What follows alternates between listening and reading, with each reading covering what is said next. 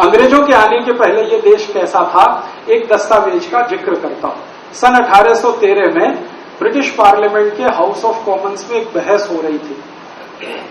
तारीख बताता हूं आपको, 23 जून 1813 ब्रिटिश पार्लियामेंट के हाउस ऑफ कॉमन्स में बहस हो रही थी। अंग्रेजों का एक सांसद बोल रहा था, उसका नाम था विलियम विल्बरफोर्स। 3.5 घंटे वो भाषण दिया। उस भाषण में वो भारत के बारे में जिक्र किया। उसने भाषण की शुरुआत की थी हाउ टू क्रिश्चियनाइज इंडिया। भाषण की शुरुआत हुई थी भारत को ईसाई कैसे बनाया जाए, यहां से शुरू किया। उसका पूरा भाषण मेरे पास है। उसमें वो कहता है कि भारत को ईसाई बनाना। क्यों बनाना है?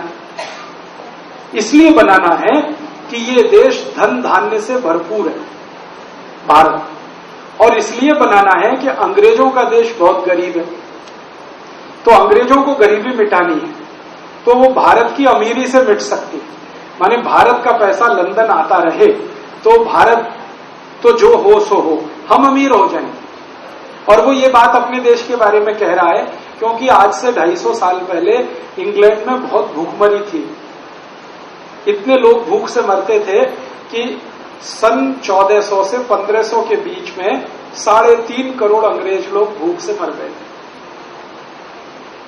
अंग्रेजों की आज जनसंख्या 7 करोड़ है और आधी जनसंख्या मर गई थी गरीबी के कारण, इतनी भूखमरी होती थी। तो विल्बरफोर्स कह रहा हम बहुत गरीब हैं, हमारे देश को गरीबी मिटानी है, और भारत के पास इतना अथाह पैसा है कि 1000 साल भी हम लूटें तो खत्म नहीं होने वाला। तो भारत को 1000 साल तक लूटते रहना है। ये तभी संभव हो जब हमारा शासन भारत में चले, और हमारा शासन भारत में हमेशा चलता रहे। ये तब संभव हो जब भारत के लोग ईसाई हो जाए। जो राजा का धर्म है वही प्रजा का हो जाए, तो प्रजा और राजा में टक्कर नहीं होगी, टकराव नहीं होगा। जैसे हम होंगे वैसी प्रजा हो जाएगी। तो इसलिए भारत को ईसाई बनाना, ईसाई बनाने के लिए हमें भारत से पैसा लाना, 1000 साल तक लूटना। तो इंग्लैंड का प्राइम मिनिस्टर उस समय था ग्लैडस्टन। वो पूछ रहा है विल्बरफोर्स को बीच में रोक के कि तुमको कैसे मालूम भारत इतना पैसे वाला देश, इतना समृद्धशाली, इतना। तब वो कहता है कि हमारी जो ईस्ट इंडिया कंपनी भारत में गई है उसके अधिकारियों ने सर्वेक्षण किए हैं। ऐसे सर्वेक्षण की कुछ रिपोर्ट्स मेरे पास हैं जो मैं आपको बताना चाहता हूं। तो प्राइम मिनिस्टर ने कहा बताओ। तो एक सर्वे की रिपोर्ट वो कोट कर रहा है और कह रहा है कि भारत का सारी दुनिया में 33% निर्यात हो रहा है। इसको फिर से सुनिए, सारी दुनिया में भारत का निर्यात 33% हो रहा है। माने वर्ल्ड का टोटल मार्केट में 33% कंट्रीब्यूशन भारत का है। दुनिया में अगर $100 अरब का माल बिक रहा है तो $33 अरब का माल भारत का बिक रहा है। फिर वो कहता है भारत के बाद जो दूसरे नंबर पर हाईएस्ट एक्सपोर्टिंग कंट्री है वो चीन है, जिसका 27% माल दुनिया में बिक रहा है। और भारत और चीन दोनों को मिला दिया जाए तो आधे से ज्यादा माल तो ये 2 ही देशों का बिक रहा है पूरी दुनिया में। तो वो कोट कर रहा है सर्वे की रिपोर्ट को। अब ये जो 33% एक्सपोर्ट हो रहा है, तो फिर वो पूछ रहा है प्राइम मिनिस्टर क्या क्या एक्सपोर्ट हो रहा है भारत से। तो वो बोल रहा है सबसे ज्यादा एक्सपोर्ट होता है भारत से वो है कपड़ा। टेक्सटाइल इंडस्ट्री हमारी सबसे अच्छी। आपको मालूम है यहां मलमल बनता था, मलमल की थान होती थी। 12 गज लंबा मलमल का थान तह करते हुए एक दिया सलाई के डब्बे में रख सकते थे, इतनी बारीक बुनाई होती थी।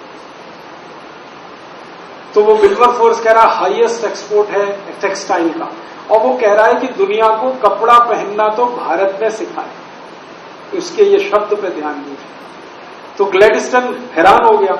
तो वो कहता है हाँ, दुनिया जब कपड़ा पहनना जानती नहीं थी तब भारतवासी मलमल बनाते थे, इतनी बारीक बुनाई था, और ये मशीन से नहीं बनता, हाथ से बनता है। तो ग्लैडस्टन कहता है आई कांट बिलीव इट। वो कहता है मुझे भरोसा नहीं होता। तो विल्बरफोर्स कहता भरोसा तो मुझे भी नहीं होता, लेकिन ये रिपोर्ट सामने रखी है, इसका क्या करूं। और ये भारतवासियों की बनाई हुई नहीं है, हमारे अधिकारी जो भारत में गए हैं उनकी बनाई हुई रिपोर्ट। कपड़ा बिकता था बहुत बड़े एक पैमाने पर, यहां से 33 देशों में जाता था। फिर दूसरा एक्सपोर्ट होता था स्टील का, स्टील बनता था इस देश में। फिर तीसरा एक्सपोर्ट होता था ईंट, ब्रिक्स का, ये घर बनाने के जो काम आते। चौथा एक्सपोर्ट था हमारे देश में, आजकल हम सीमेंट बोलते हैं, पहले जमाने में चूना हुआ करता था, चूना बहुत बड़ा एक्सपोर्ट था। ऐसे 36 एक्सपोर्ट। और वो बोलता है विल्बरफोर्स कि दुनिया के सारे देश भारत के लिए परेशान है कि उनको ये माल चाहिए, और भारत की मोनोपोली है, कोई उसका कॉम्पिटिटर नहीं है, क्योंकि बेस्ट क्वालिटी ये सामान बनता है। अब ग्लैडस्टन पूछ रहा है तो फिर भारत सोने की चिड़िया कैसे हो गया? तो वो बताता है कि ये जो बिक रहा है सारा माल, इसके बदले में भारत को सोना मिलता है। हम कपड़ा बेचते हैं और हमको सोना मिलता है, हम लोहा बेचते हैं, हमको सोना मिलता है, हम ईंट बेचते हैं, हमको सोना मिलता है। क्यों? क्योंकि उस जमाने में करेंसी नहीं थी, सोना ही था, चांदी ही थी, हीरे जवाहरात थे। और आप जानते हैं बार्टर सिस्टम था। बार्टर सिस्टम में आप कुछ देंगे तब कोई दूसरा देगा। तो हम कपड़ा देते थे तो वो सोना देते थे हमको, हम स्टील देते थे तो सोना देते थे। और हमारा सबसे बड़ा व्यापारिक साझीदार था अफ्रीका। अफ्रीका में सबसे ज्यादा सोना होता है, आप जानते। तो अफ्रीका के व्यापारी हमसे ये खरीदते थे और बदले में हमको सोना मिलता। और ये 3000 साल चला, 3000 साल हमने सोना लाया कपड़ा बेच के, हमने सोना लाया लोहा बेच के। तो इतना सोना इकट्ठा हो गया इस देश में कि सारी दुनिया ने भारत को सोने की चिड़िया कहना शुरू किया। और सोना इतना हो गया हमारे पास कि हमने गहने और जेवरात तो सोने के बनाए ही, फिर जरूरत पड़ने पर मंदिर भी सोने के बना डाले। दुनिया में ये हजारों साल का एक ही देश है जहां सोने के मंदिर है। सोने की मस्जिद नहीं है, सोने का गिरजाघर नहीं, यहां सोने के मंदिर है। और आप कहेंगे एक मंदिर है अमृतसर का स्वर्ण मंदिर। मैंने अंग्रेजों के दस्तावेज ढूंढ ढूंढ कर निकाले तो भारत देश में अंग्रेजों के आने के पहले तक 11,000 से ज्यादा सोने के मंदिर। एक एक मंदिर के पास 300 से 400 मीट्रिक टन सोना, एक एक मंदिर के पास। मंदिरों में सोना कहां से आया?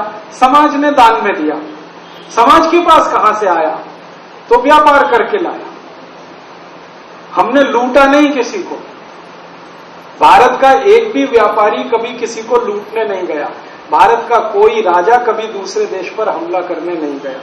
यहां बड़े बड़े चक्रवर्ती सम्राट हुए जिनका सारी दुनिया सम्मान करती थी। चंद्रगुप्त विक्रमादित्य को आप जानते हैं, हर्षवर्धन को आप जानते हैं, अशोक को आप जानते हैं। सारी दुनिया इनके चरणों में पड़ी रहती थी, लेकिन ये कभी दूसरे देश को लूटने नहीं गए।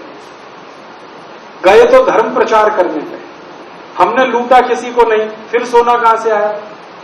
व्यापार करके कमाया हमने, और व्यापार में हम सबसे ऊपर थे, इसलिए इतना सोना है। तो वो सोना चांदी इतना जमा हो गया था इस देश में, इसलिए सारी दुनिया में सोने की चिड़िया नाम से भारत प्रसिद्ध हो, क्योंकि व्यापार बहुत ऊंचा था इस देश में। ये दस्तावेज पढ़ने के बाद मुझे पहली बार पता चला कि भारत उद्योग प्रधान देश था, सिर्फ कृषि प्रधान नहीं था। हमको ये बताया गया ना भारत कृषि प्रधान देश। कृषि तो सेकेंडरी है, उद्योग तो प्राइमरी थे। और ये सब इतना सारा 3000 साल हम सोना कमाते रहे, कमाते रहे, कमाते रहे, फिर मंदिर बनाते रहे, सोना दान करते रहे।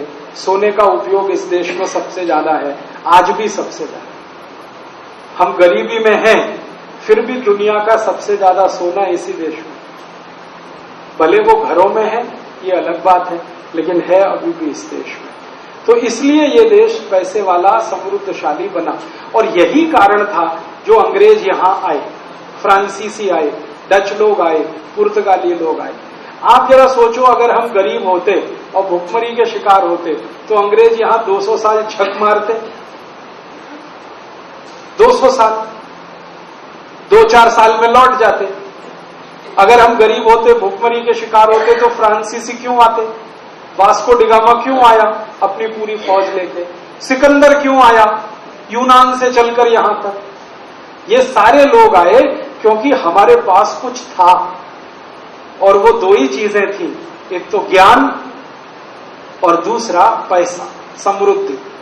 ज्ञान भी बहुत था इस देश में। और भारत तो नाम ही ज्ञान है। संस्कृत का शब्द है भा, भा का मतलब है ज्ञान, और रत माने लगा हुआ, ज्ञान में लगा हुआ देश है ये भारत। ज्ञान भी बहुत ऊंचा, कितने हजारों विद्यार्थी विदेशों से आकर यहां पढ़ते थे, आपने इतिहास में पढ़ा होगा। विश्वविद्यालय तक्षशिला, नालंदा, ये तो दो नाम है, ऐसी हजारों विश्वविद्यालय थे। मेरे पास पूरी सूची है कितने विश्वविद्यालय कहां कहां थे इस देश में। तो ज्ञान में बहुत ऊंचा था, पैसे में बहुत ऊंचा था, तो दो ही खोज में सब आते थे। कोई ज्ञान लेने आता था, कोई पैसा लेने आता था। इसलिए हजारों साल हम कहीं नहीं गए, सब यहां आए। महमूद गजनवी ने लूटा, तैमूर लंग ने लूटा, नादिर शाह ने लूटा, अहमद शाह अब्दाली ने लूटा, फिर उसके बाद बाबर आ गया, फिर उसके खानदानियों ने लूटा, फिर वो खानदान खत्म हो गया तो फिर उसके बाद पुर्तगाली आ गए, उन्होंने लूटा, पुर्तगाली चले गए तो फ्रांसीसी आ गए, उन्होंने लूटा, फ्रांसीसी गए तो फिर अंग्रेज आ गए, और उन्होंने तो 250 साल खूब जम के लूटा। उस लूट का परिणाम ये हुआ कि सोने की चिड़िया नाम का भारत अब मिट्टी की चिड़िया भी नहीं रह गया।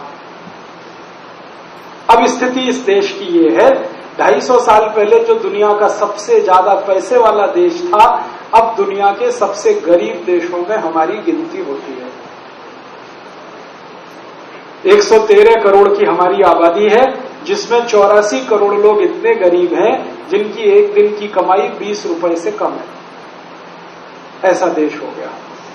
इस लूट ने हमको कहीं का नहीं छोड़ा।